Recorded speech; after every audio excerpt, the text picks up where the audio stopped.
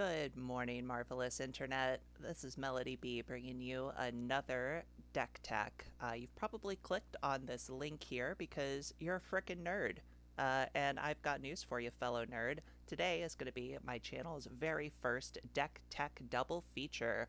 So today we're going to be looking at green-black Aristocrats, and I'm going to be showing you two different builds of this deck. I believe that both of these builds are viable, and it is to be determined which of these lists is going to be the best take on this archetype.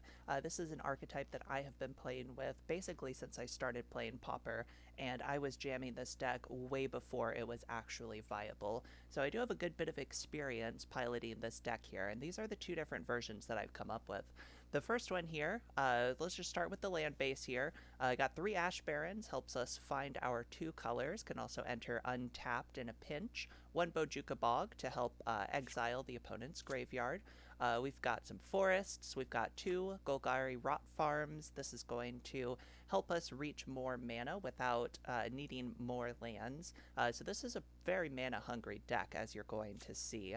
We've got 4 jungle hollows. We really want to be able to hit our 2 colors, and the price for that, unfortunately, is going to be a tapped land here. And then we finish it out with 3 swamps. So the engine of this deck that is going to make it function is the Lead the Stampede and Winding Way that you see in Elves, that you see in Slivers. We're trying to utilize this to get great card value in this deck here. So in order to play, we've got 3 Winding Ways, we've got 4 Lead the Stampedes, and then 1 Village Rites. This Village Rites could maybe be a 4th Winding Way. I'm a big fan of both cards, but for this deck, I've been trying it out with 1 Village Rites. We've got 3 Winding Ways, 4 Lead the Stampedes, and then our other non-creature card is going to be 2 Rancors. This is going to allow us to keep our creature count high. This deck has 31 creatures, so when we cast a Winding Way, we're going to average picking up 2 cards. We cast Lead the Stampede, we're going to average picking up 2 to 3 cards. We can always get lucky and get really good hits off of these, and every once in a while you're going to get that hit where you just don't get anything off of it, and it feels really bad. But these are great cards, great value. We are running 6 mana dorks in this deck to help power up being able to play Winding Ways and Lead the Stampedes, and then also some creatures. So we've got 3 Elves of Deep Shadow. This is going to help us get access to our black mana. Because it costs green, if we're able to play this, then we already have access to green mana, so this is going to get us the access to the black mana. And we've got 3 Jaspera Sentinels. This is going to be able to get us green or black mana, and it's pretty neat at just blocking fairies with Reach. Really good card that was printed, definitely, and I guess I won't call it underrated because pretty much everybody's caught on to this card by now. It has made its way into all sorts of different decks. As far as the actual engine of this goes, we've got our 4 Carrion Feeders. We are going to want to be sacrificing creatures for value in this list. So Carrion Feeder has a lot of targets that it can eat. First up, we've got Young Wolf, probably one of the best things that it can eat. You throw it down as a 1/1. Potentially you can pass, maybe you can block with the Young Wolf and then sacrifice it to the Carrion Feeder. Now all of a sudden they're 2/2s if the Carrion Feeder didn't have any counters on it before. So great card to sacrifice to Carrion Feeder, great resilient body. We have 2 Blisterpods, which are kind of like Young Wolf's 5 and 6. It is a little bit worse in most circumstances than Young Wolf. However, it is notable that the token it creates, we can sacrifice whenever we want to play a Bone Picker, or we can sacrifice either the Blisterpod or its token for Bayou Groff. So in the 2-drop slot, we do have the 4 Bayou Groffs. That's going to be great for sacrificing any of our resilient creatures, which also includes the 3 Brindle Shoats in this deck.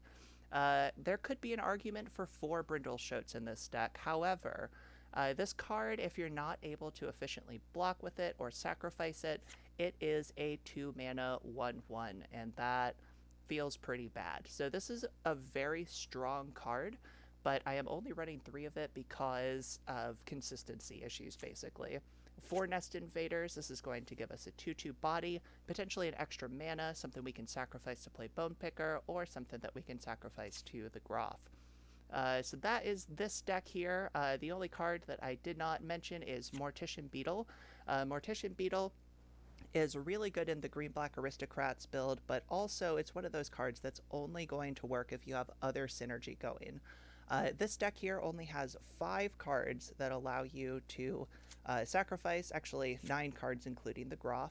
So we've got the Carrion Feeders, we've got the Village Rites, and we have the 4 Bayou Groffs. So all of those are going to be able to enable the Mortician Beetle to grow. However, we really need to have those other cards for this card to even really be worth playing. So just running 2 of these here. Over to the sideboard, we've got some extra removal. This deck does not have any main deck removal because it is a very tight list. It wants to run as many creatures as it possibly can.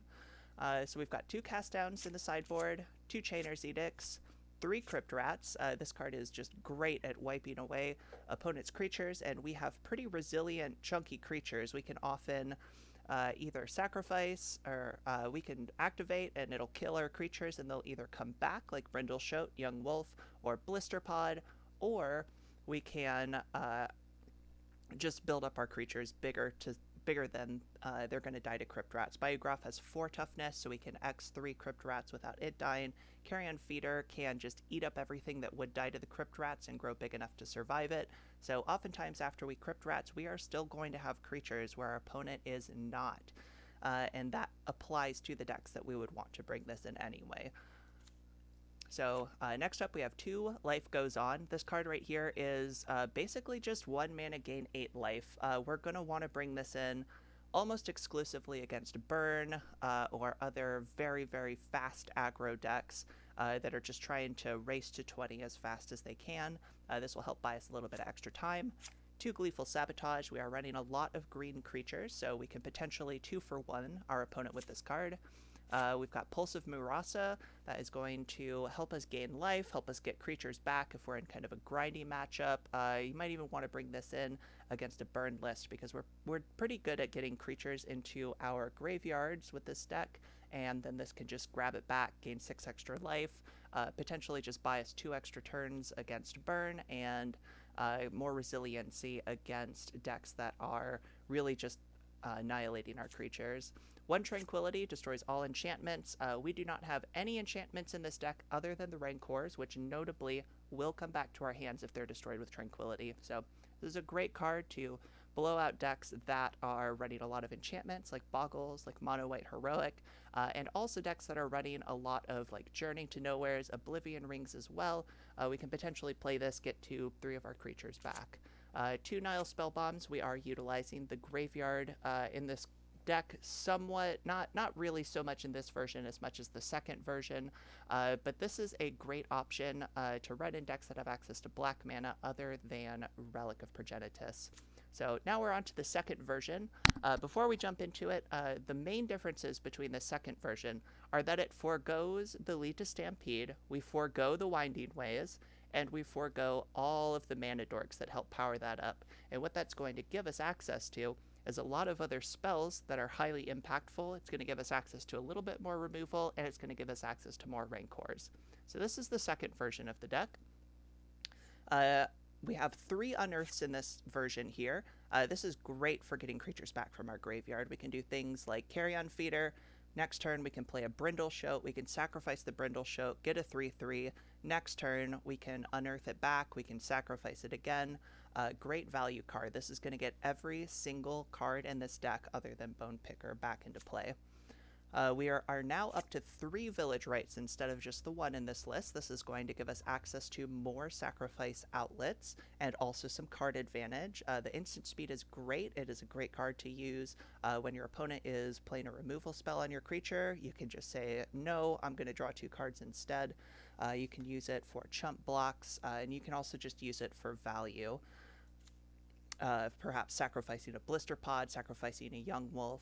We do have all 4 Rancors in this version. This is a phenomenal Magic card, and I had to cut it down a little bit in the version with Lead the Stampede and Winding Way because we really want to keep our creature count high. You'll note that in this deck we only have 26 creatures, whereas in the other one we had 31.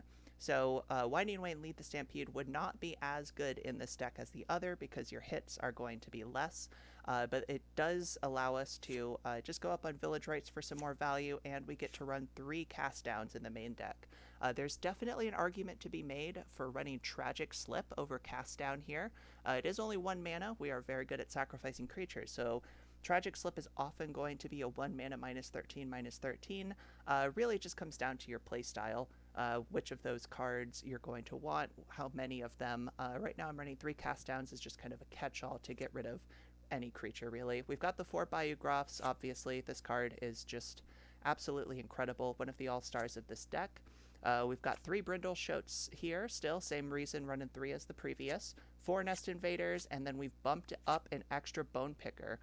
We are running more Village Rites, so we have a little more ways to sacrifice our own creatures, as well as 3 cast downs, which allow us to kill the opponent's creatures. So we are going to more reliably be able to play this card for 1 mana. So this list here is closer to the list that I used to run back when I was jamming this deck years ago, with the Unearths, with the Hunger of the Howlpacks.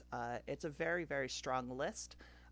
This list probably needs a little bit of tuning, but I think that it is pretty competitive the way that it is.